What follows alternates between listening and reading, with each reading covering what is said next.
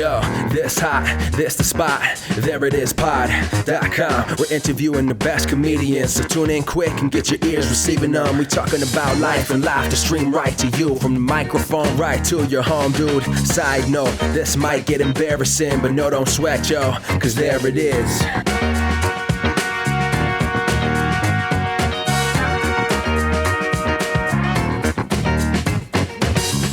Welcome to the There It Is podcast, a comedy podcast to help you find your inspiration. I'm your host, Jason Farr. Let's do this. Great episode today, and I know I always say great episode today, but that's because we always have great episodes, because we always have great guests. And today is no exception. And it's Natasha Vaynblat, who is fantastic. She's a writer for A Little Late with Lilly Singh, and she has her own show on Comedy Central called Your Worst Fears Confirmed. And she's done a ton through the years, especially at UCB, where she started out performing and then became a teacher there. So she has got a lot of wisdom, a lot of knowledge. You're going to learn a lot from her. Hey, why don't we just get right to it? Here's my chat with Natasha Vaynblat. People could know you for, because you're such an accomplished person in the industry. Do you? Wow, thank you. Well, no, I mean it though. I mean, you've had a lot of popular shows that were on stage or screen that you've been a part of, and you're currently writing at A Little Late. I am, yeah. So, I'm staffed at A Little Late with Lilly Singh, which is on NBC. Yeah, it started its second season just a month or two ago. Yeah, well, I got staffed in November, and I think it started airing, I forget the exact date, but in January, like a little after New Year's. Yeah, and we'll go through June. I think it'll air through June.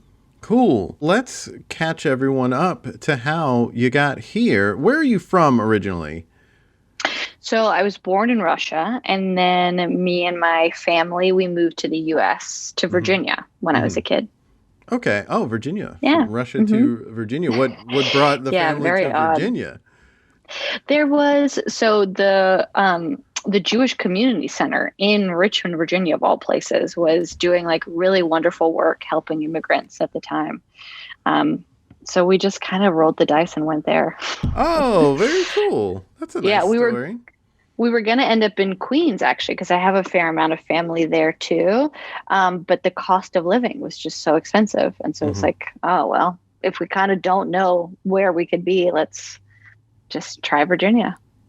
Cool. And how old did you say you were when you? I was 7. 7. So you have that move, and a lot of people, when they are in comedy, they say like, yeah, when I was a kid, I wanted to do comedy, but I didn't know it was a thing you could do for a job. But that's a lot of American kids saying that. Were you saying that by the time you were 7? But by the time you're in the U.S.? When I was 7, I was like, I want to learn English. That was that was my main goal. I don't. I do think about this a lot, where I'm like, I wonder what I would be doing now if I had stayed and like been an adult in Russia. It's probably not performing. I don't think I started thinking about comedy maybe until middle school. Like there was an elective I took where it was one of those I forget what it was called, but basically you got to like try everything. So it was like you did like a month, in wood shop, a month doing this, and then it was a month in drama class, and I for the first time felt like I was good at something. So that's kind of when I started thinking about it. But I think most immigrant kids will say that it was like the last thing your parents want is for you to pursue the arts.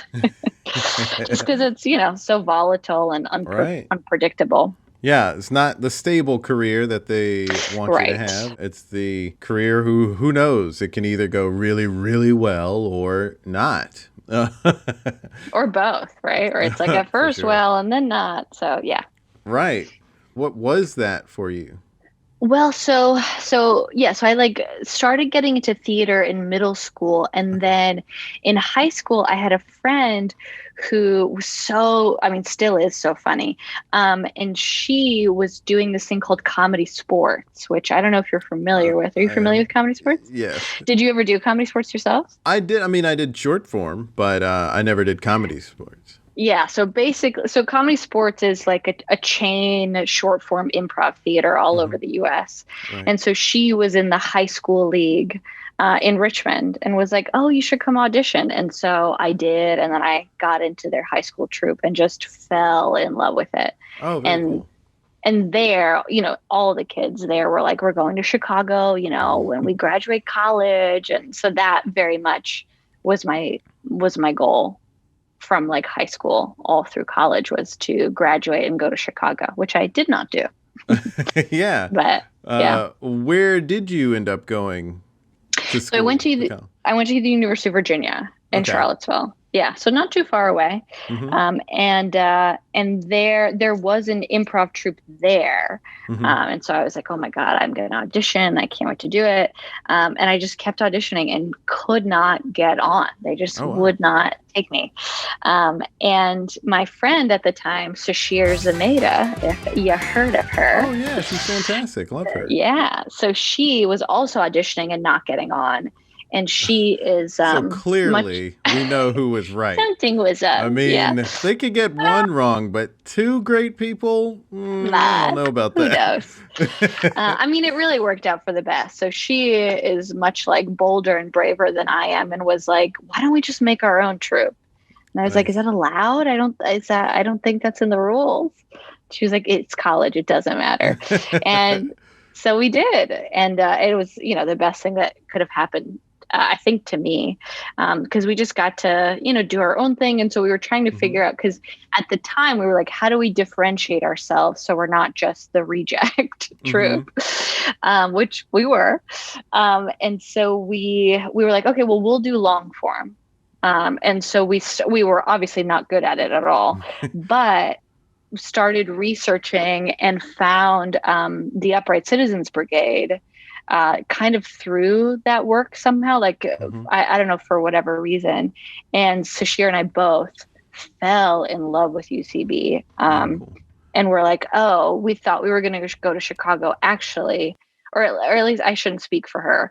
But I was like, after seeing them perform, I was like, well, I'm going to New York because I want to be wherever they are. Because I had gone to Chicago in college just for a summer to like check it out, because I was certain I was going to move there.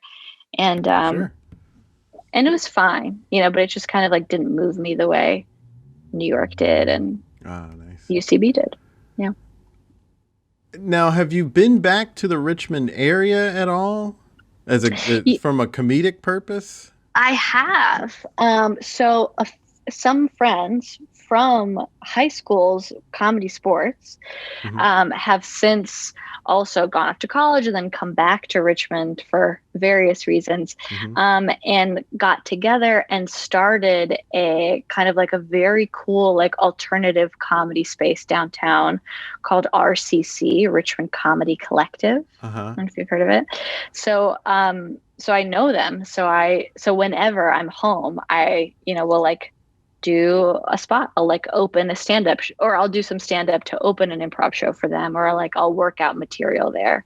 Oh, that's very cool. It's the best. Yeah. Yeah. I'm not super familiar with them. I'm more familiar with Coalition Theater. That's it. That's the exact same thing. Oh, okay. I forgot. Okay. It started as RCC and now it's called the Coalition Theater. Okay. Yeah. They run Second Best Fest, which I've been to and love, and I love a lot of the people there.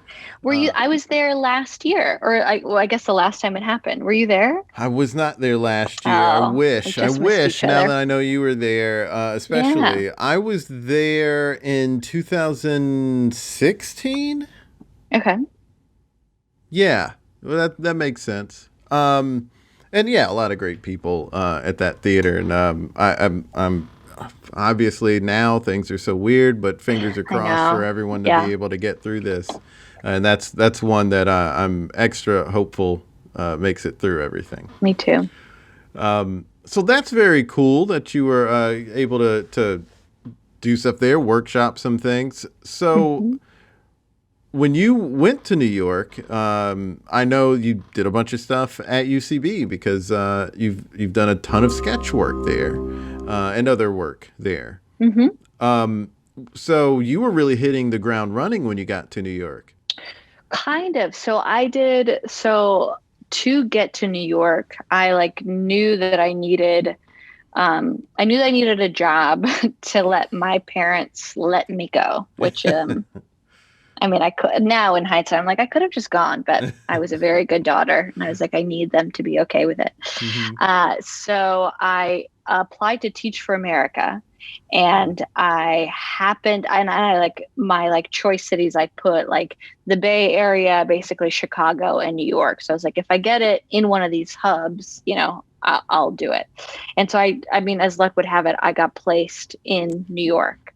So I moved, and in my brain I was like, this is gonna be great. Teachers work until what, like 4 in the afternoon. Then I'm gonna have the rest of the day. I'm gonna do shows at night, take classes. And that of course did not happen for the first year because Right. I was drowning Yeah. in work. So the first year in New York, I was just, trying to be a decent teacher. Hmm. And then that summer I started taking classes. Hmm. And I kept teaching high school for 4 years. But during that time, I slowly started taking more classes. And I think around that time, I got on Lloyd Night, which is kind of like the first entry level to improv house Right. teams there. Hmm. And then I got on Herald Night. And then by the end of teaching, I was also on Maud Night, which is their like sketch Yeah. night, I guess. Which And at somebody that, pointed yeah, out, when it comes to those names, I'm not exactly sure where Lloyd comes from, but Harold and I Maude. don't either. Well, someone was pointing out, like, oh, Harold and Maude. Oh, I get it. That makes perfect sense. I have no idea. I know there is a reason. I mean, I'm sure there is, but man, I don't know what it I don't is. know what it is either. Around what time frame was this that you were getting on teams? I think I was on Maud and I think Harold like around 2013. Okay. Yeah, Okay. I think Yeah. so. Maybe it was like, okay, let's see, 2000. I started taking classes in 2010, and I think I was on Lloyd probably like 2012 is when Hmm. I got on, and then I got pretty quickly bumped up to Harold. Fun trivia fact: I'm the first person bumped up from Lloyd to Harold because I like was on the first Lloyd team ever. Oh, wow. Yeah. And then I think shortly after because I got Lloyd or Maud, all these silly names, and it's like it mattered so much, and still, does, but it's like I got paid for none of that. Right, right. But Well, I mean, and yeah, honestly, I was thinking, and the reason I asked about the time frame was that was a time when there were tons of people vying for spots at UCB, and it's true. Yes, people don't get paid for this stuff, but it's really hard to get on teams it at was UCB, tricky. especially because of how many people are there. Just how competitive it is from just a standpoint of how many people are there. So it's super impressive that yeah, you got through that on the team, got through all that competition to get on the teams. Yeah, it felt great. Yeah. Yeah, especially because I was like, this is what I want to do when I moved to New York. So it felt really great.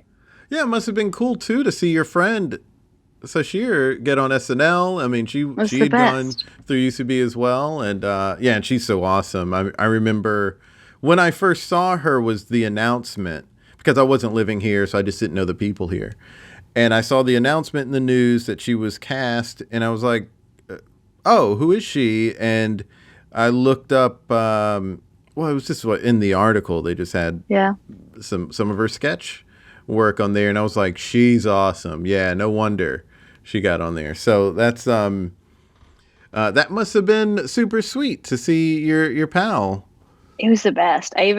You saying that reminds me that it was just felt so like special, like New York moment. The night she found out. So this was kind of like before it was like announced or in the press. She found out, and a small group of us like gathered in this like tiny bar in Bushwick, and it was snowing, and she was wearing this cool dress, and everyone was just freaking out because it was kind of like our first, for all of us, our first friend to kind of like make it, and make it in such a big way. It was really cool. Yeah, super cool. Nice memories. Yeah. Yeah, it's really sweet.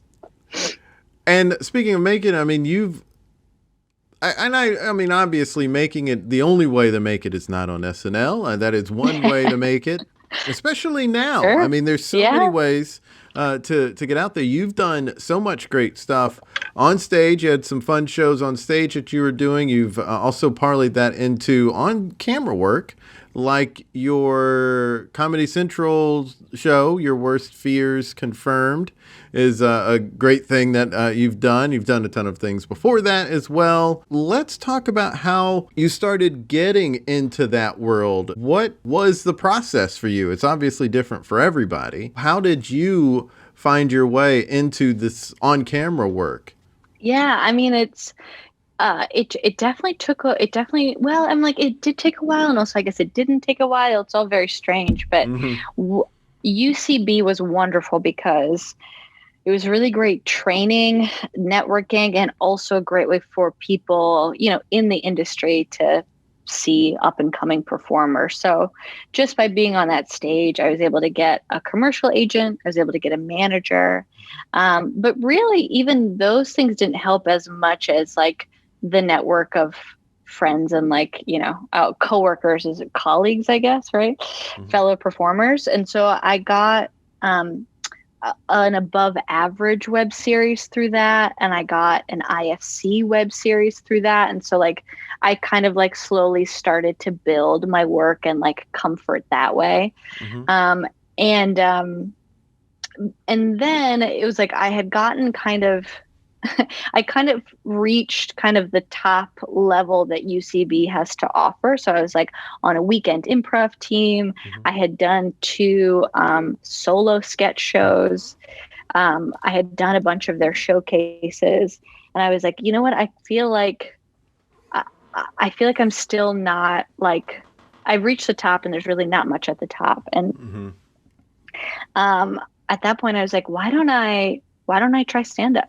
Because I really am so scared to do it. And it feels like the one thing, I've been too nervous to try. And end of the night is the trickiest part, because if you want to hook up with this person, you're like, what if they're murder? I can't go back to their place. That could be a murder trap, right?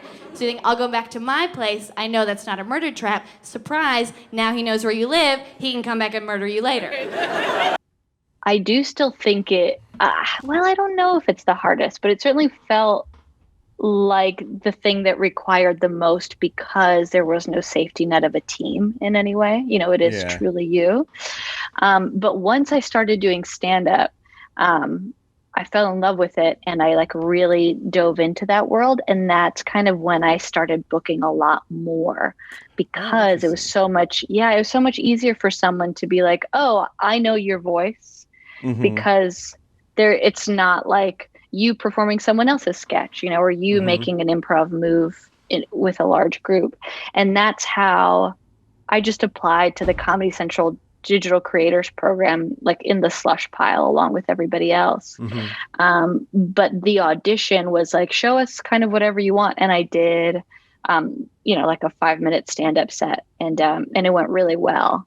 And, and they were like, that's kind of because my other material, I think, wasn't as strong, but they were like, that is the reason you got the job. That's really cool. I mean, how long did you say how long you'd been doing stand-up before this? I think 4 years. Because I started, oh gosh, I should know these dates better. I was at Comedy Central for 3 years. So 2020 minus 3 is 2017, right?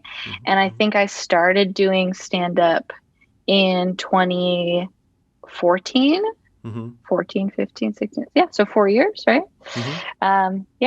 4 years. And it was pretty strange when I started, because the way I was making money was, doing a commercial here and there, but my steady income was teaching sketch and improv classes at UCB. Oh, okay, yeah. So I would like finish a class in the afternoon and then go to open mics with all the students who I had just taught, who would then watch me bomb, which was What is so that embarrassing. dynamic like? I mean, I mean, horrible. Yeah, I mean, I think, yeah.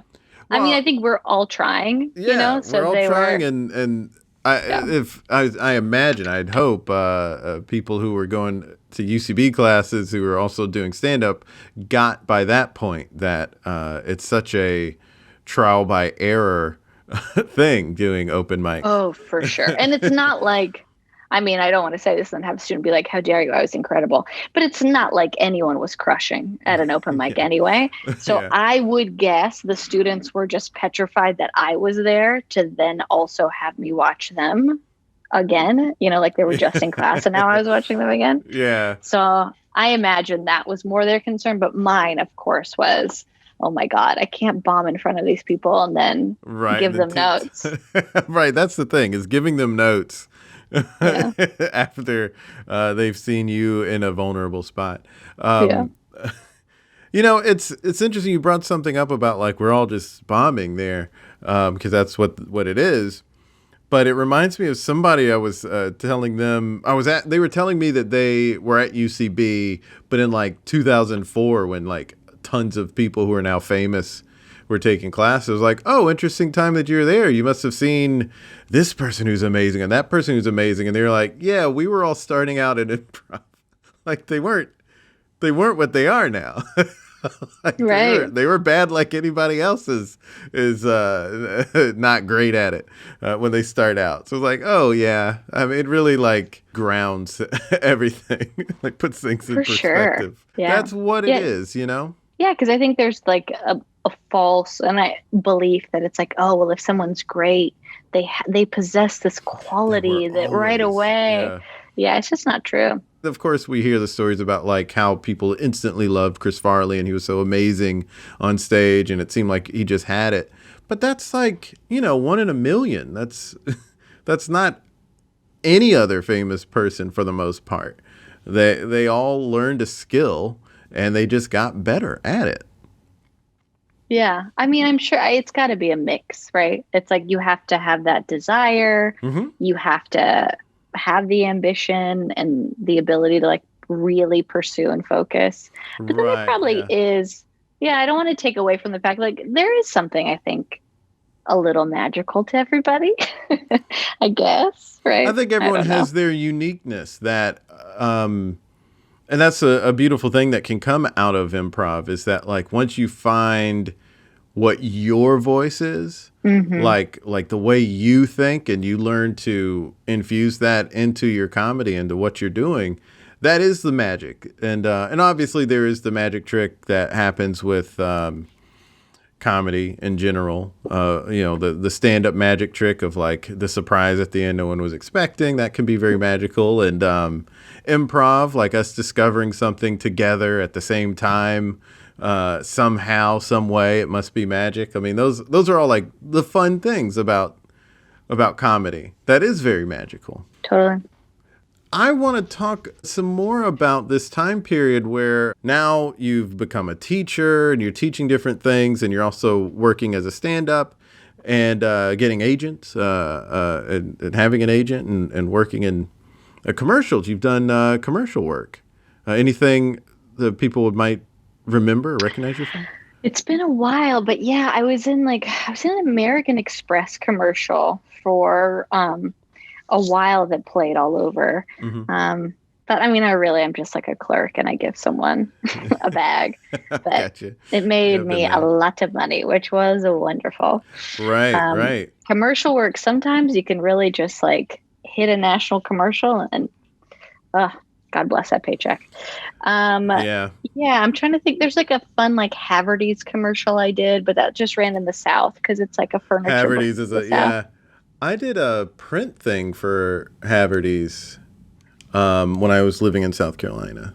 Oh, yeah. Haverty's is great. They flew me to Atlanta because that's where they shoot out of. Awesome. And this is like the one time I've been on a first class flight, because I guess you're like, as talent, you're like precious cargo. So they like we want to make sure pay they for a can nice have a ticket. drink on the plane, which I've done once. I wasn't flying first class, but I got a drink on a plane once because they asked me to move seats or something. And they're like, it will give you first class just for doing that, like give you first class perks. And so they like offered a drink, and I was like, well, if you're going to offer, I'll have a bourbon and Coke. And it's delightful to drink in the air. That's another form of magic. So I'm hearing that you're parlaying a lot of different things. Like you're learning a lot, and then you're finding ways to use that. Like you're learning a lot about comedy in general, and you start teaching. And while you're there, you're like you mentioned, you're on the stage. That helped you get a manager and a commercial agent. When did how did the Comedy Central stuff come along? Was it similar, or did you pitch to Comedy Central and get on there? What was the I did this Comedy Central digital creators program. I was like the first cohort that they did it. What a scale we're grading on. Leonardo DiCaprio is a 6? Are you kidding me? He's an 8. He's an 8 on a bad day. Nick Kroll is a huge influence of mine. I like to do this like hybrid character and stand-up thing. I like American celebrities. They mostly food. Kevin Bacon, John Hamm, Scarlett Johansson. And it was basically like kind of like an incubator program for like up and coming talent. And they were just kind of figuring out what they wanted to do as far as web presence. And we had this YouTube talk show that we did for a bit that didn't really work out. Welcome to Every Damn Day. I'm Natasha Vaynblat. I'm hanging out with my friends Ryan Beck, Hannah Dickinson, who for sure has muscles. What are you trying to say? I'm trying to give you a compliment. Hannah is only ready for insults. And internet, that's what you've done to her. And Jordan Mendoza, who has grown muscles since the beginning of this show. And then from that, they kind of fused us with the digital staff. And that meant we were just pitching series ideas every day. And so I happened to pitch this idea for Your Worst Fears Confirmed. And my boss really liked it. And so he was like, well, you should, partner with somebody on staff to work on it. And there's this woman who I thought was so talented, Ellie Skurzat, who is still there. She's a senior graphic designer there, but so she's just like incredibly funny, a great writer, a great artist, an animator, a musician. And so I was like, well, if there's anyone I want to work with, it's definitely her. And so I brought her the idea, and she and I helped shape it into what it is now, which is this, I think I'm obviously partial to it, but like a very cool world of basically I am as this expert who lives inside your search bar and is like kind of an AI who basically fuels your anxiety. But she and I like now work on it together. And so she does all the animation. But at this point, we like basically write the whole thing together. And then she'll come up with the animation ideas, but we'll like talk through basically each image in detail. And then she animates it and edits it. And it's one of my like favorite collaborations I've ever gotten to do. Are you ruining your kids? 100%. And here's how. The only thing you play your child is music. Your favorite is the Beach Boys song Never Learn Not to Love, which you put on repeat. Was written for the Beach Boys by Charles Manson. 100% confirmed. That's really cool. And I've seen a little bit of them, and they're obviously they're well shot and they look great, and then they're funny and sharp, and it's unique. I Thank really you. Dug it. Yeah, it feels very much like something that is born from the two of us. Like I don't know if it would be, I don't know. I would like to think it would be hard for somebody to immediately write another script of it, but who knows? Yeah, it certainly is distinct. So maybe you could copy it. I don't know. But it feels really special, and I'm glad that I get to do it with her.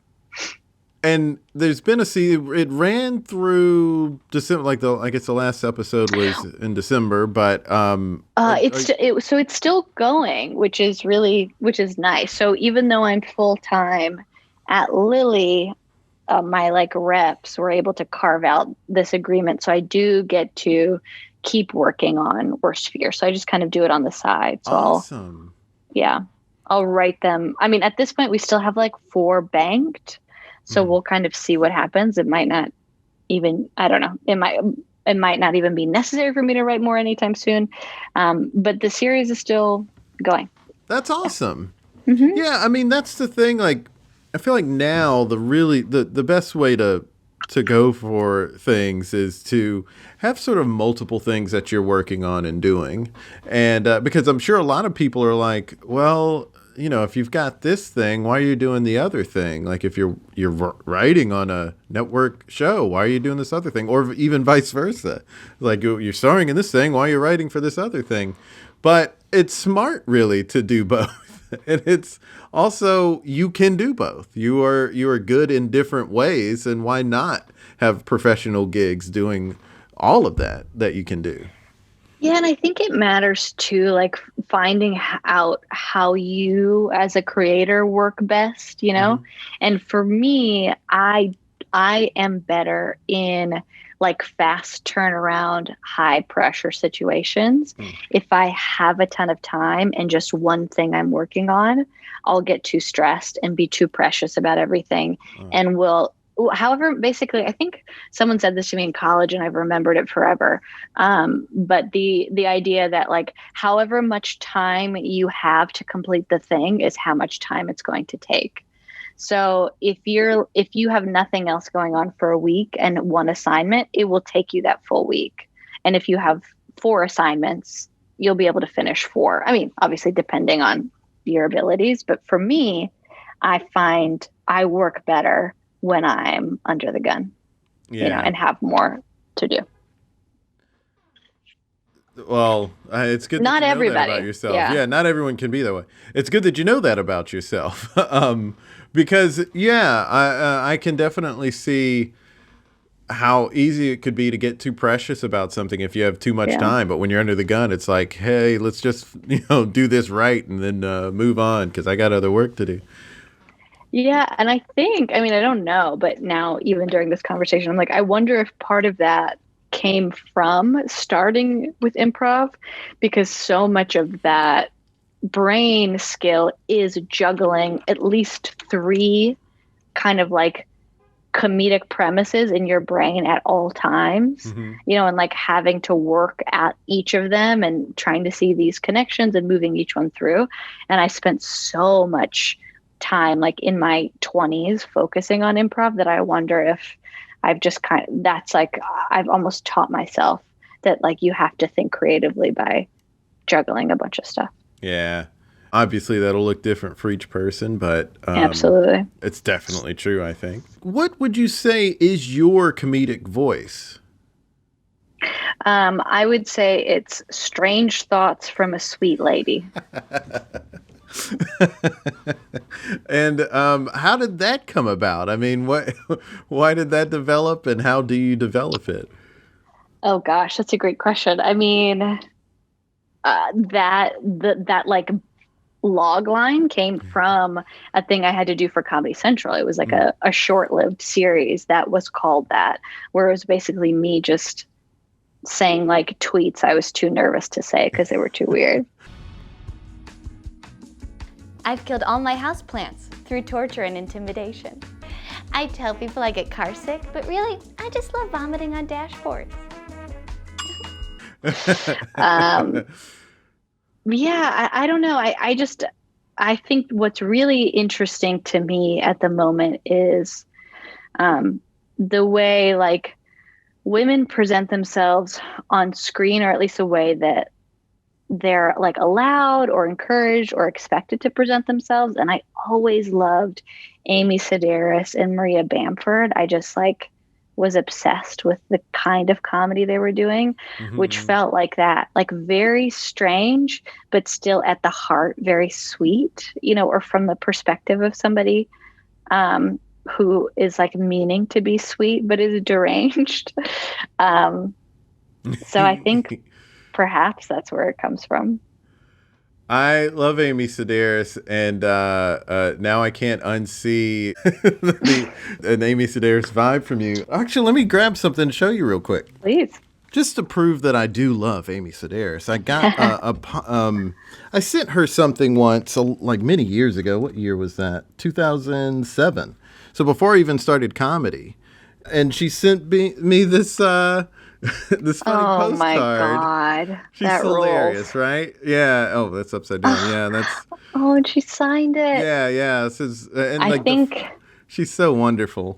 Well, now let me. I have that book that picture is from. I'm like looking at it right now. Yeah, the picture is her. It says from one artist from another, Amy Sedaris, and it's her painting what looks like it's an already framed painting. So it's like, what do you? And then she's not wearing any pants. So it's just funny. Yeah, she is. She's awesome, and I got to meet her once, so it was. Wow. She's a delight. I hope someday our paths will cross. Well, it was. She's amazing. She is amazing. It was really a odd meeting only because of the timing. We had just moved to New York, and 9 days after we moved here, we already had tickets to see TJ and Dave. And so we went to go see TJ and Dave, and I'm sitting in there, and walks up to sit right in front of me was Amy Sedaris. And I was like, oh, hey, you've christened New York City for me.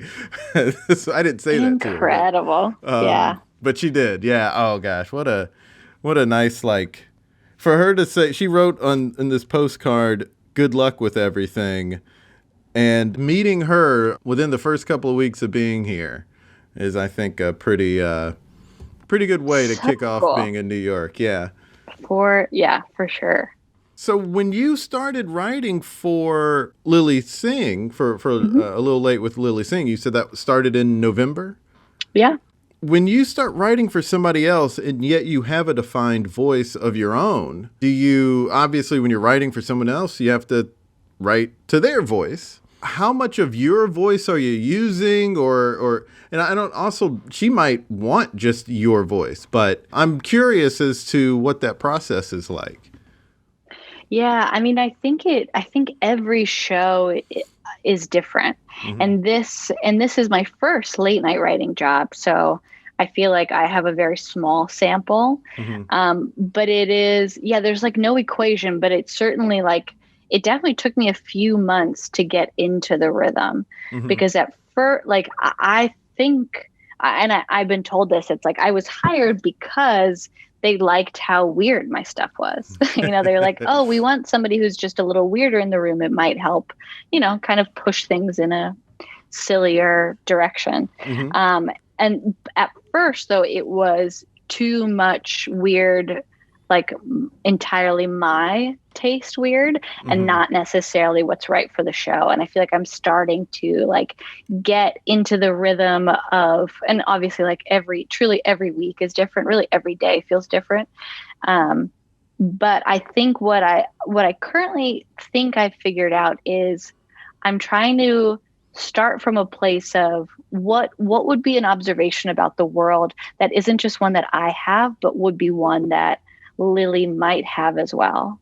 Because I know I've learned the things she's interested in, just from doing the show, from being a fan of hers. And so then I'm like, okay, well, what could be, because we write sketches. So it's like, what would be a fun premise to play that idea in a weird way? So it's like, if the observation is, oh man, we're all just stuck constantly like searching Amazon reviews for products we want to buy, right?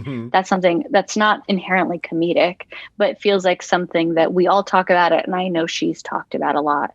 So it's like, so then how do I spin that to make it somehow absurd? I see. I've heard that there's certain rooms where everyone's just kind of writing for every kind of piece on the show. But then obviously there are places where that's not happening, because I think when Anthony Jeselnik was writing for Late Night with Jimmy Fallon, he was just writing monologue jokes. Yeah, every show is different. Our staff is really small, which the benefit of that is we do kind of get to work on everything, which cool. I love. Yeah. So there's like a really healthy mix of collaborative and independent work. So we all pitch. So basically in our writer's room, we pitch sketch ideas and then we work them out together. And then the ones that are chosen or greenlit, then the people who originally pitched them go off and write them.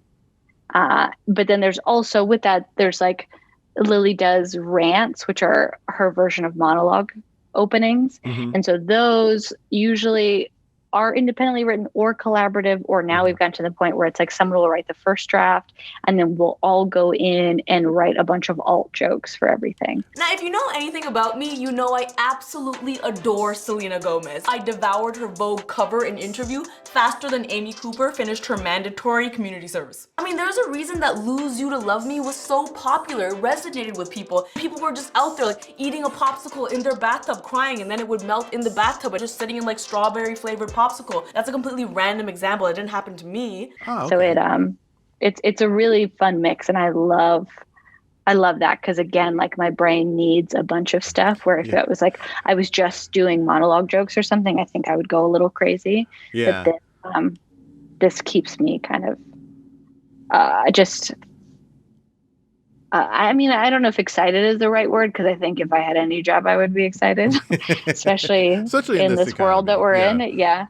But it feels like everything continues to be fresh. That's cool. Is Marina still there? She's not. Okay. Yeah, she's great. Yeah. I think she was maybe just there to launch the show. Yeah, I think season 1. I'm not sure, but I've heard her name a few times where people have like recommended her and said how great she is. I think she wrote for Fallon as well, or no? Yeah, she did work. She's got a really interesting start because she first started as a blogger for the Late Night with Jimmy Fallon website, and then became a writer, which has to be one of the only people that's really done that sort of transition. And I had a friend, Eli Grober, who wrote for Fallon, who started not as a blogger, but he was, I think, in charge of like compiling footage or like just finding videos. Kind of like a production side. Yeah. Which is also an uncommon way for people to end up in the writer's room. Yeah, that's really inspirational, honestly, for a lot of people. Yeah, because I think he would just pitch jokes, like, because they allowed everybody to pitch jokes, and his just kept getting accepted. And finally they were like, you're good to be writing. That's awesome. I love that story. Yeah, then when Fallon transitioned to Tonight Show, then Marina was working there. And I don't know if she's back at Tonight Show or not. I, for some reason, thought she was. But I haven't paid any attention to anything in so long because the world is in a weird place. And I'll pay attention intermittently, but I feel like most of the time I'm just trying to keep my sanity or something. I think that's top priority. Yeah. Well, that's so great. I love hearing about your thoughts on all these different topics that we're talking about. Again, I'm impressed at the success you've had in all these different areas because there's so many people who would kill to have success in just one of them. What advice could you give people about going through that terrain that you've been through? Oh, that's a great question. I've been thinking about this recently because of being in the writer's room and being very grateful for the variety of experiences I've had, because I feel like improv really taught me to be collaborative and to be good about just building on other people's ideas. You know, sketch taught me a lot about how to like create dramatic scenes or comedic scenes, but still at the heart of them, like interesting scenes. And then I think stand-up was a thing that helped me understand like how to truly pitch a specific POV and idea.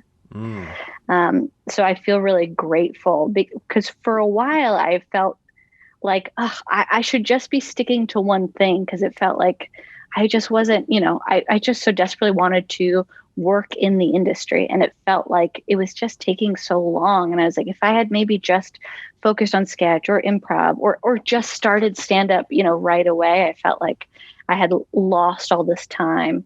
And now I'm so grateful for that time, because I feel like all of those skills together just make me so much more confident in a room, where if I didn't have all those skills, I think I'd be more nervous. And that's just me. I mean, it's so not true for so many people.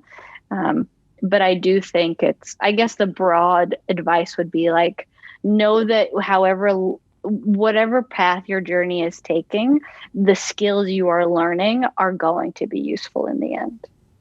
That is really great advice, especially for me. It's resonating because I have felt so many times when I hear stories like you were talking about, you mentioned 2013 as a time period for you. And I was like, oh, that's the year I started improv.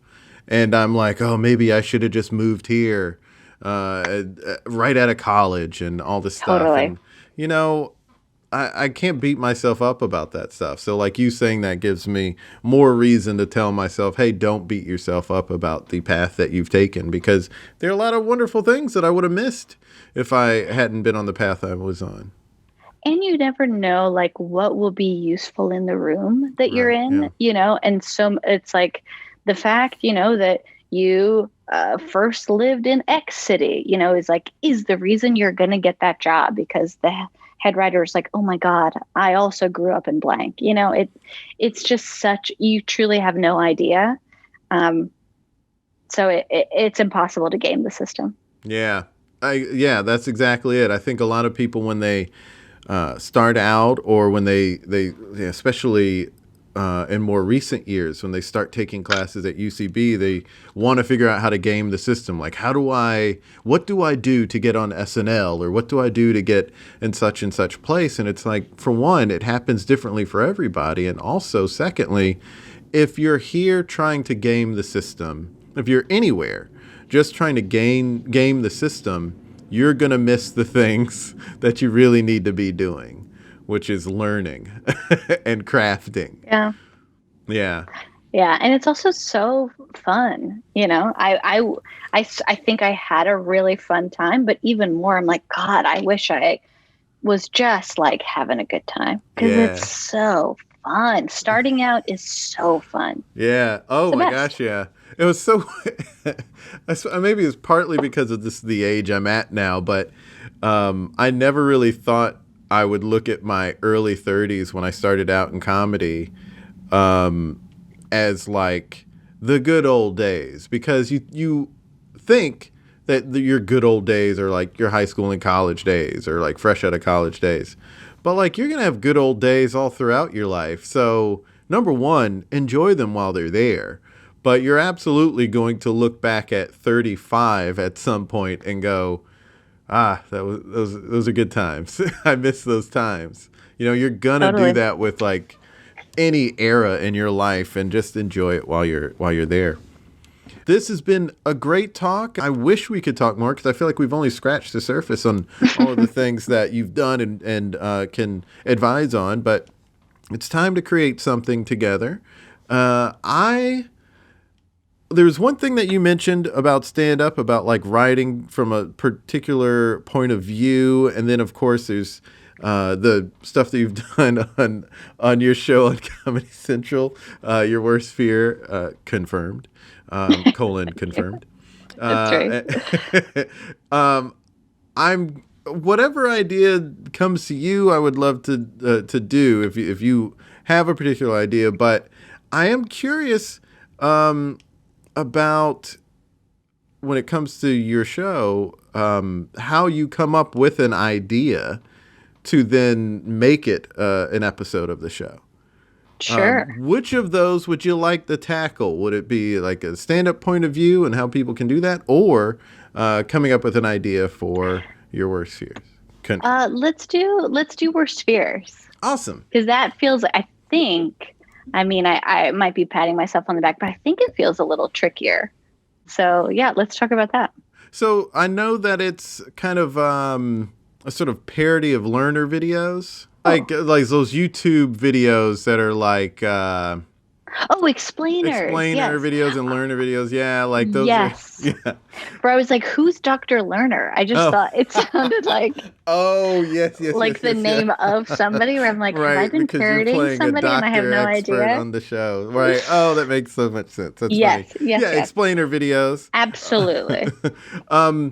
Yeah. So I guess is the tricky part is that because you're oftentimes going to pick a subject that maybe isn't inherently funny because it's something that somebody would look up? Well, so kind of. I mean, it's a little different now because we want to like vary it up more. But when we were starting, it was just me and Ellie making a giant list of the things that we were afraid of. Or like would Google ourselves at 3 a.m.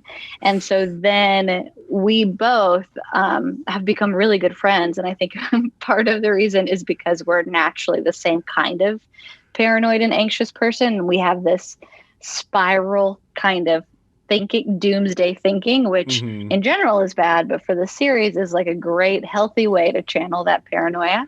And so we just start like, it's basically the thought exercises. If this is true, what else is true? Okay, yeah. For every scenario. And then on top of that, it's like, I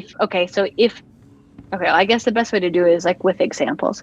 So for example, one of our like most successful episodes is, can I get pregnant from sitting on my boyfriend's lap? Okay. Right? It's like a ludicrous fear, but let's explore. Like, is there any way? So you think, what's the first most obvious way? Is there a way to get pregnant if you're sitting on his lap? And so the one we came up with is like, yeah, if he's not wearing pants, but it's like, he's going to be wearing pants. So what's a way that that his penis could still somehow come out of the pants? So it's like, if they're button fly jeans and if the button fly was made too like open. So then it's like, so then you just like follow that trajectory. So then the next scenario has to be, you have to heighten that, but it can't be too crazy, but still like, I guess it's like, okay, fine. Let's assume that his pants are perfectly fine. Right? How else could there be a problem that's a little more absurd than malfunctioning pants? Okay. Well, let's say there's a tornado outside and it pulls you guys out and rips off all your clothes. So you end up once again on top of each other, so it just, it's, you just kind of like each scenario you think through logically, but slightly absurd. And then you heighten within each. And then when you like reset. Okay. Does that help at all? That totally does. And I'm wondering what is the approach you take to make sure that, well, I guess you just throw out a lot of ideas and then whatever feels like maybe is too much, you just say like, well, we won't go with that one. Is that something that? Kind of. So it's like, so basically so for example, it's like, I will kind of outline it. So I'll brainstorm. It's like, here's scenario 1, scenario 2, scenario 3. We usually have 4 to 5. And so then I will be like, hey, here's the scenarios loosely. And she'll say, cool, this one makes sense. This actually doesn't make sense. Like logically, I listen to it, but I bump here. So then we brainstorm how to fix it. And then I'll write it up. We'll go through it again. And then when I was in the office, what was really great is we would have our digital staff would read them.